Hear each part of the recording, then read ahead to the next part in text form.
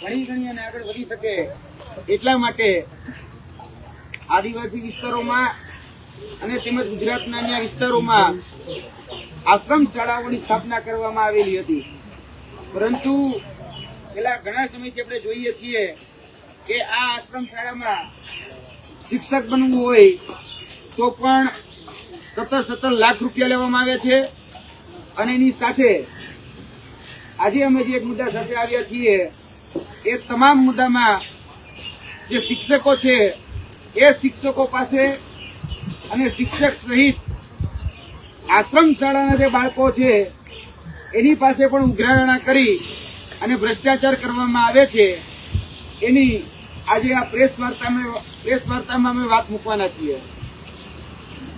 સ્થળ છે શ્રી ધરમપુર તાલુકા નીરા કાળગોળ એટલે કે ગતા નીતા અને ખાદી ઉદ્યોગ સંઘ સુખાલા સંચાલિત આશ્રમ શાળા, જેની આશ્રમ શાળા છે સુથારપાડા, આસલોના, સાવડા, ઝેરીફવાડા,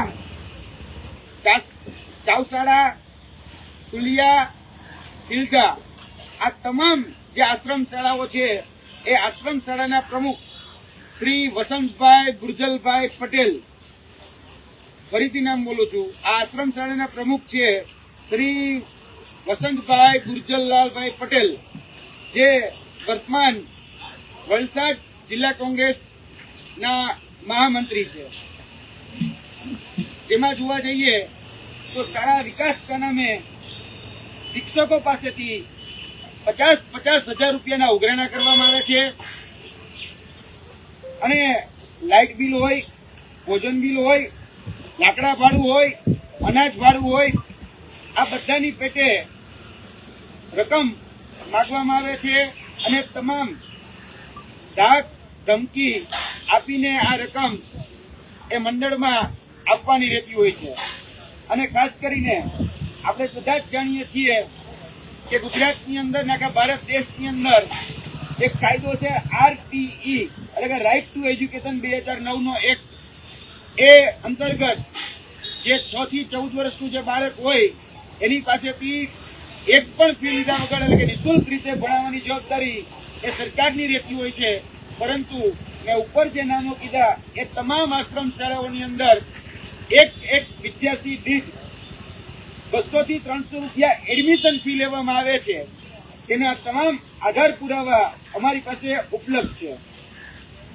એની સાથે સાથે અમારી પાસે જે અમે વાત કરીએ છીએ કે 50,000 રૂપિયા છે એ અન્ય રીતે જે પૈસાઓ માંગવામાં આવે છે અને ખાસ કરીને જે 2022ની વિધાનસભાની જે ચૂંટણી હતી તેમાં એક શિક્ષક દીઠ શાળાઓ દીઠ પૈસાઓના ઉઘરાણા કરવામાં આવ્યા છે, 5,000 રૂપિયા લઈ લેવામાં આવ્યા છે અને લાખો રૂપિયા આ રીતે ચૂંટણી ભંડોળ તરીકે ત્યાંના મંડળના વસંતભાઈ ગુર્જરલાલભાઈ પટેલે ઉઘરાણા કર્યા છે। તેની સાથે સાથે એડમિશન ફી જે છે એ જે ગ્રુપ ચાલે છે એટલે કે NTS જે નીરા તાળગોળ સંસ્થા, એમાં પણ આ બાબતના પુરાવા અમારી પાસે ઉપલબ્ધ છે। બીજી વાત કે જે લોકો કોઈ સરકારી નોકરીમાં લાગે અને એને રાજીનામું આશ્રમ શાળામાંથી દેવું પડે ત્યારબાદ NOC મળતી હોય છે, તો આ રાજીનામા પેટે પણ વિદ્યાર્થીઓ પાસે માફ કરજો શિક્ષકો પાસે 50,000 રૂપિયાના ઉઘરાણા કરવામાં આવે છે। જેમાં ગરીબવાડા કરીને જ આશ્રમ શાળા છે જેના આચાર્ય શ્રી છે વિકેશભાઈ, એને પણ વિદ્યાર્થીઓ પાસે રાજીનામું મંજૂર કરવા માટે 50,000 રૂપિયાની માંગણી કરી છે। તેના પણ આધાર પુરાવા ઓડિયો રેકોર્ડિંગ હોય, વિડીયો રેકોર્ડિંગ હોય અને લેખિતમાં જે માંગણી કરી છે એ તમામ માંગણીઓ અમારી પાસે છે। શાળા વિકાસના નામે શાળાઓની અંદર શૌચાલય બનાવવા માટે આ શિક્ષકો પાસે ઉઘરાણા કરવામાં આવે છે અને એ શૌચાલયનો ઉપયોગ પછી સ્ટોરરૂમ તરીકે કરવામાં આવે છે।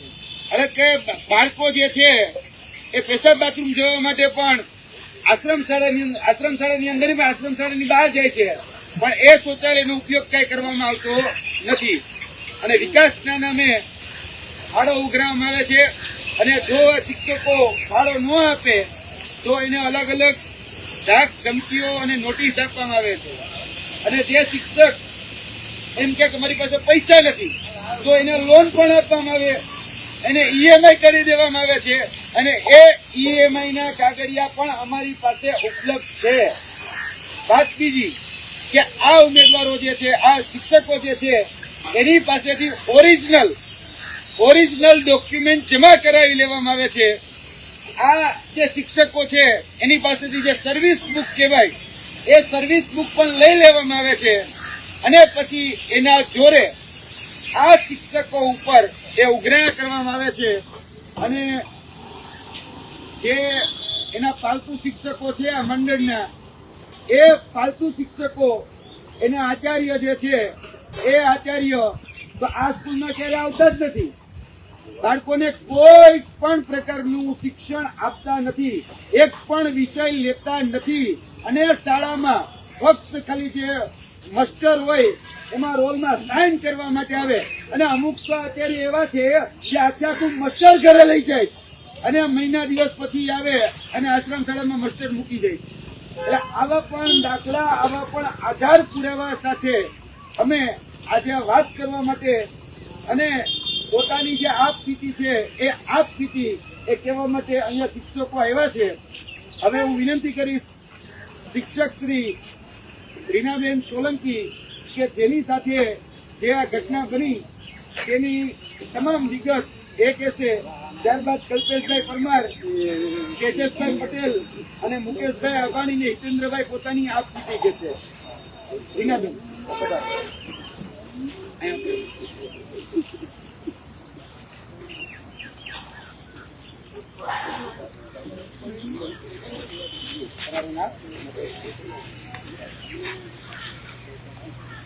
શ્રી દત્તાનિતા ખાદીગ્રામ ઉદ્યોગ સંઘ સુખાના સંચાલિત આશ્રમ શાળા સુધારપાડામાં હું રીના સોલંકી વિદ્યાસહાયક તરીકે ફરજ બજાવું છું. મારી આશ્રમ શાળાના પ્રમુખનું નામ વસંતભાઈ બચુભાઈ પટેલ છે, જેમના દ્વારા અમને મૌખિક કહેવામાં આવેલ કે તમારી ભરતી છે એ કેન્દ્રીયકૃત થયેલી છે, તમારી પાસેથી એક રૂપિયો પણ લીધેલો નથી, તો તમે આશ્રમ શાળાના વિકાસના નામે 50,000 રૂપિયા અમને આપો. અમારા મંડળના તમામ શિક્ષકો કે જેમની સંખ્યા અંદાજે 40 થી 45 શિક્ષકોની છે, જે દરેક શિક્ષકો પાસેથી આશ્રમ શાળાના વિકાસના ફાળાના નામે 50,000 રૂપિયાની ઉઘરાણી કરવામાં આવે છે. જો તમે રૂપિયા નહીં આપો તો તમારા ફૂલ પગારની ફાઇલ, ઉચ્ચતર ફાઇલ, ઇજાફો, પેન્શન ફાઇલ, દર મહિને થતો પગાર અટકાવી દેવામાં આવશે, આવી ધમકી આપવામાં આવે છે. પ્રમુખ વસંતભાઈ બળજીભાઈ પટેલ દ્વારા અમને એવી ધમકી પણ આપવામાં આવે છે કે તમને આચાર્ય દ્વારા નોટિસ અપાવી અને સ્કૂલમાંથી છૂટા કરવામાં આવશે. જો હું આચાર્યને સૂચના આપું કે તમારા પર કોઈ એક્શન ન લે તો આચાર્ય તમારા પર એક્શન નહીં પડે એમ કરીને એ લોકો અમને બાંધી રાખે.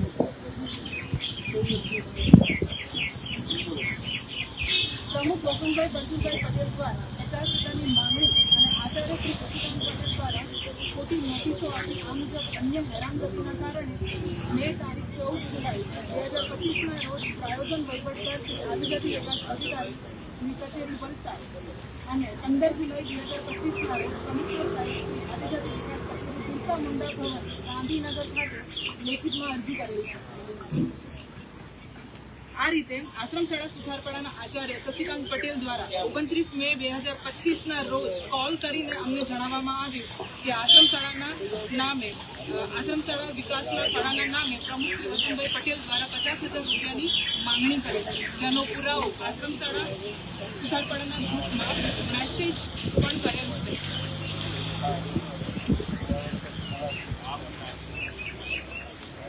29 મે 2025ના રોજ નજીકના કર્મચારીની મિટિંગ રાખે અને દૂરના જે કર્મચારી હતા તેમને અલગથી બોલાવવામાં આવશે એવું મેસેજ દ્વારા જાણ કરેલ.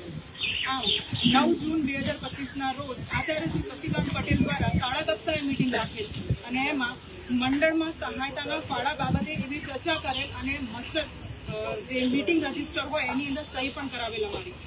ત્યારબાદ આચાર્ય શ્રી શશિકાંત પટેલ દ્વારા ફરીથી કર્મચારીની મીટિંગ 2 જુલાઈ 2025 શાળા કક્ષાએ રાખેલ. તેમાં 5 જુલાઈ 2025 અમને 50,000નો જે પહેલો હપ્તો છે એ જમા કરવા કહેલું. જે લોકોએ 5 જુલાઈ 2025 પહેલો હપ્તો જમા નથી કર્યો એ લોકોની અલગથી મીટિંગ કરવાની જાણ કરેલ કે જે 7 જુલાઈ 2025 રાખવામાં આવેલી હતી. પ્રમુખ વસંતભાઈ પટેલ દ્વારા 7 જુલાઈ 2025 રોજ સંસ્થાની કચેરી કંસુખાલા LBS હાઈસ્કૂલને બોલાવી ત્યાં મારી એટલે કે રીના સોલંકીની તેમજ મારા હસબન્ડ પરમાર કલ્પેશ કુમાર સાથે વ્યક્તિગત મીટિંગ કરવામાં આવેલી હતી. એમાં અમે એ મીટિંગનું રેકોર્ડ પણ કરેલું હતું કે પ્રમુખ વસંતભાઈ પટેલ છે એના દ્વારા કબૂલવામાં આવેલ છે કે હા શાળા વિકાસનો ફાળો તો હોય જ ને એમ કરીને અમારી સાથે અસભ્ય વર્તન, ધાક ધમકી અને ઓરિજિનલ ડોક્યુમેન્ટ જમા લઈ લેવાની ધમકી અને મોબાઈલ છીનવી લેવાની કોશિશ કરવામાં આવેલી, જેનો ઓડિયો રેકોર્ડિંગ મારી પાસે છે. 4 એપ્રિલ 2024 રોજ આચાર્ય શ્રી શશિકાંત પટેલ દ્વારા શાળા કક્ષાએ મીટિંગ લઈ રજિસ્ટરમાં મુદ્દા નંબર 6 મુજબ લેખિતમાં લખીને અમારી પાસે સહી કરાવેલ, જેમાં આચાર્ય દ્વારા અમને કહેવામાં આવ્યું કે મંડળના પ્રમુખની મંજૂરી વગર અથવા મારી મંજૂરી વગર તાલુકા, જિલ્લા તથા અન્ય અધિકારી લેવલના સ્થળે મુલાકાત કરવી નહીં. બંધારણીય મૂળભૂત અધિકાર ભાગ 3 ની કલમ નંબર 19 સ્વતંત્રતાનો અધિકાર, વાણી અને અભિવ્યક્તિની સ્વતંત્રતાની ખાતરી આપવામાં આવેલી છે તેનો ભંગ કરવામાં આવે છે. અમારા પ્રશ્નો, અમારી પીડા, બાળકોની તકલીફો જેવી વગેરે બાબતોનો ઉપલા અધિકારીને જાણ ન કરવી તેવી દબાણ કરવામાં આવે છે. બેન, તમે કેટલા પૈસા આપ્યા અત્યાર સુધી? અત્યાર સુધી મેં 10,000 આપેલા છે. કેવી રીતે આપ્યા? ગૂગલ પે ઓનલાઈન આપેલા છે અને જો ના આપીએ તો અમારા ઉપર ધાક ધમકી થાય છે. ઓકે.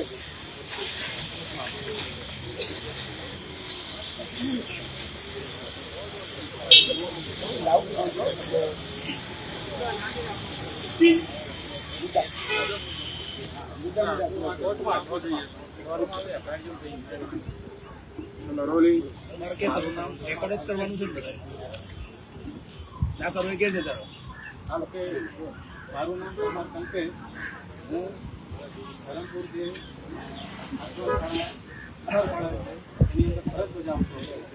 મેં 12/7/2025 રોજ આ પ્રમુખ વસંતભાઈ પટેલ દ્વારા જે રૂપિયાની માંગણી કરવામાં આવે એના ત્રાસથી મેં મારી 2 વર્ષની સર્વિસ જવા દઈ જે ગુજરાત સરકારની જિલ્લા પંચાયતની ભરતી હતી એમાં આશ્રમ શાળામાંથી રાજીનામું આપીને ત્યાં ગઈ. તો આ રાજીનામું આપવા માટે અને મંજૂર કરાવવા માટે એ લોકોએ મારી પાસે 3 પગાર ચૂકવવાની માંગણી કરી. ત્યારબાદ 3 પગાર ન ચૂકવો તો 50,000 રૂપિયા શાળા વિકાસ ફાળાના નામે પણ આપો એવી પણ માંગણી કરી. અને 3 પગાર અને 50,000 શાળા વિકાસ ફાળા નામે ચૂકવેલ નથી તો એ લોકો દ્વારા મારું રાજીનામું મંજૂર ન કરવાની ધમકી આપવામાં આવેલ છે, જેની મેં લેખિતમાં જાણ માનનીય કમિશનર સાહેબ શ્રી ગાંધીનગર બિરસા ભવનમાં અરજી કરેલ હતી. તેના અનુસંધાને એ લોકોએ મને લેખિતમાં નોટિસ ફાળવેલી છે કે 3 પગારનો નોટિસ પે ચલણથી ભરો. આ એની નોટિસ છે. 3 પગારની નોટિસ ભરવા માટેનું આ ચલણ મને મોકલેલું છે, જે કોઈ જોગવાઈ કે કોઈ ઠરાવ કે કોઈ એવું પરિપત્ર નથી કે જે 3 પગાર આપણે એમને ભરવા.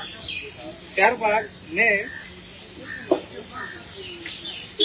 આદિજાતિ વિકાસ અધિકારી કચેરી વલસાડ ખાતે આદિજાતિ અધિકારી ઓમદેવસિંહ પરમારને સાક્ષીમાં આ મેં 1 પગારનું ચલણ ભરી કાયદેસર 2018નો ઠરાવ છે એ ઠરાવના હિસાબે મેં 1 પગારનું ચલણ ભરી અને મેં મારું રાજીનામું આપેલ છે.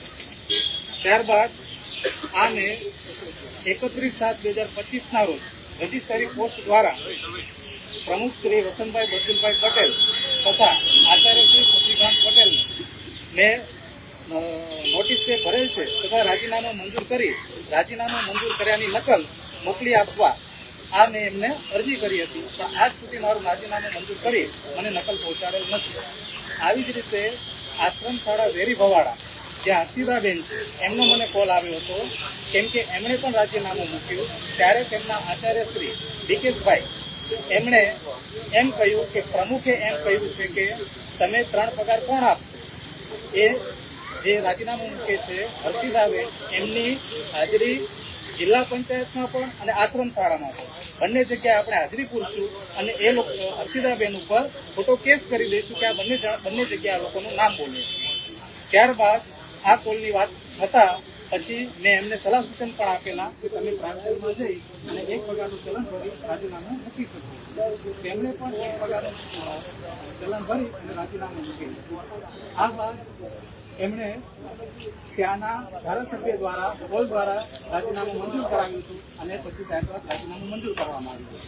આ વસ્તુ મારી સાથે પણ બનેલી. ચૂંટણીના પૈસા માંગવા આવ્યા છે.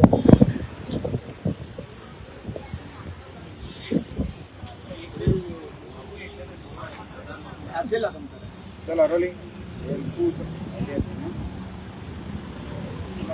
મારું નામ વિજયભાઈ મદનભાઈ પટેલ, આસનસોડા સુતારપાડા, તાલુકો જિલ્લો વલસાડ. હું છેલ્લા 22 વર્ષથી નોકરી કરું છું. નવા શિક્ષકોના અનુભવ નથી તો મને અનુભવ છે. આ ધમકી આપે હમણાં 29/5/2025ના રોજ મિટિંગ લેવાની શુક્લા કચેરીએ. એમાં મિટિંગમાં ચર્ચા કરી 50,000 શાળા વિકાસ ફાળાની ચર્ચા કરી. પછી બીજી મિટિંગ આચાર્ય લીધી એમાં શાળા કક્ષાએ 2/5/2025ના રોજ. તેમાં 5 તારીખ સુધીમાં પહેલો હપ્તો ચૂકવવાનો. એ બાબતે શશિકાંત સી પટેલ મારી પાસે ફોન કર્યો, પૈસાની સગવડ કરો પહેલા હપ્તાની. અમારા સ્ટાફમાં મંજુલાબેન આર પટેલ અમના પર પહેલાં ફોન કર્યો શશીભાઈ આચાર્યશ્રીએ કે તમે પૈસાની સગવડ થઈ તો પેલા બેન કહી છે થઈ ગઈ, 20,000 થઈ ગયા.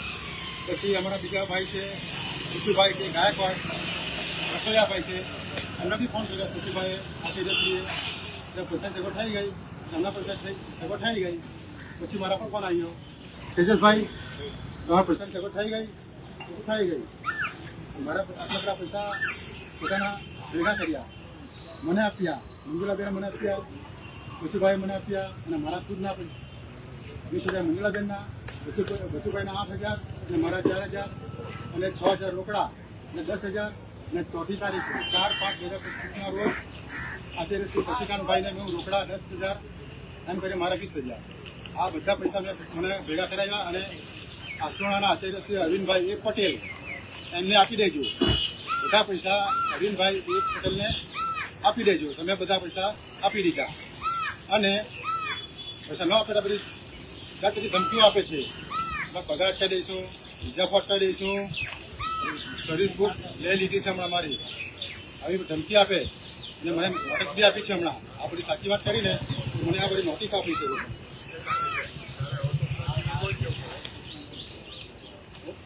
મને નોટિસ આપી મંત્રી શ્રી ભૂરાભાઈ નોટિસ આપી, આચાર્ય સાહેબે શશિકાંતસિંહ પટેલે નોટિસ આપી અને ચૂંટણી વિધાનસભા ચૂંટણીમાં રોશનભાઈ સી પટેલ લડવા માટે બધા શિક્ષકો પાસેથી અમારા શિક્ષકો 4 થી 5 જણા હતા, દરેક શિક્ષકો 5,000 માંગ્યા. એ બધાએ આપ્યા. વૈષ્ણવજન તો તેને કહીએ જે પીડ પરાઈ.